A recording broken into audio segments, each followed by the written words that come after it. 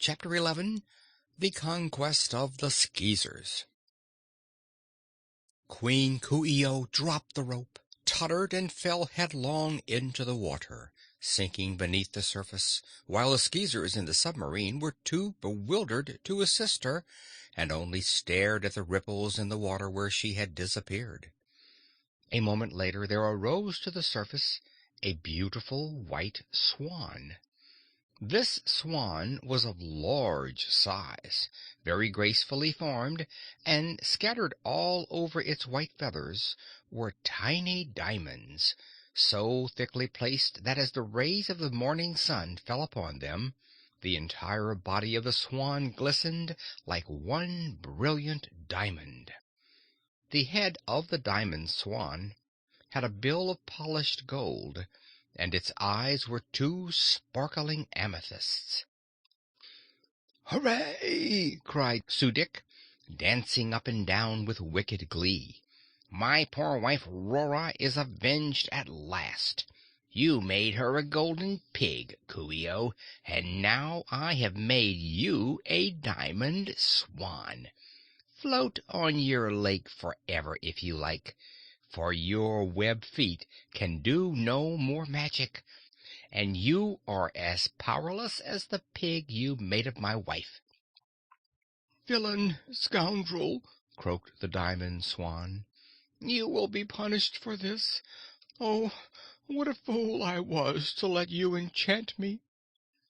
"A fool you were, and a fool you are," laughed the Sudik, dancing madly in his delight. Then he carelessly tipped over the other copper vessel with his heel, and its contents spilled on the sands and were lost to the last drop.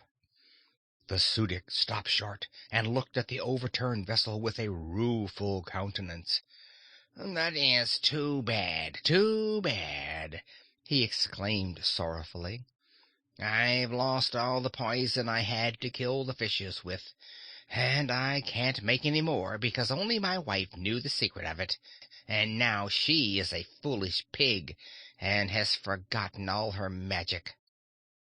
"Very well," said the diamond swan scornfully, as she floated upon the water and swam gracefully here and there. "I'm glad to see you are foiled.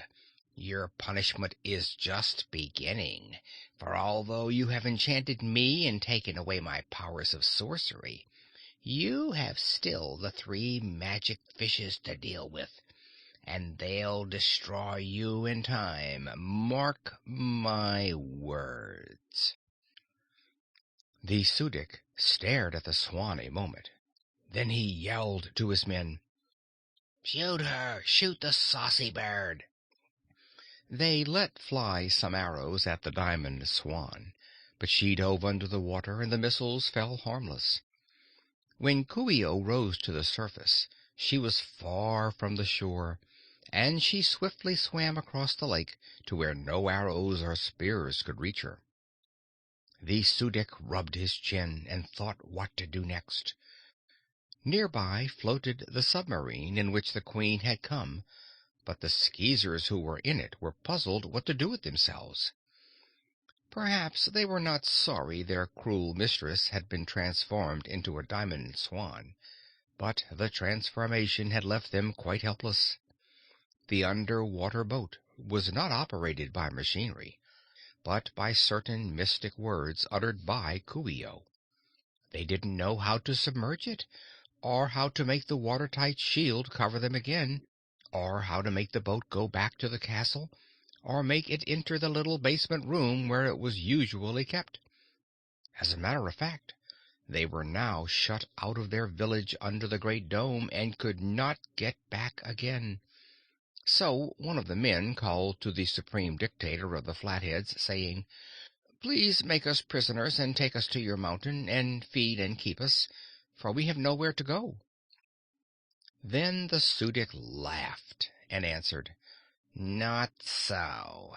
I can't be bothered by caring for a lot of stupid Skeezers. Stay where you are, or go wherever you please, so long as you keep away from our mountain." He turned to his men and added, We have conquered Queen Coo ee oh and made her a helpless swan. The Skeezers are underwater and may stay there. So, having won the war, let us go home again and make merry and feast, having, after many years, proved the Flatheads to be greater and more powerful than the Skeezers." So the Flatheads marched away and passed through the row of palms and went back to their mountain, where the Su dic and a few of his officers feasted, and all the others were forced to wait on them. "I'm sorry we couldn't have roast pig," said the Su dic, "but as the only pig we have is made of gold, we can't eat her. Also, the golden pig happens to be my wife, and even were she not gold, I am sure she would be too tough to eat." End of chapter 11.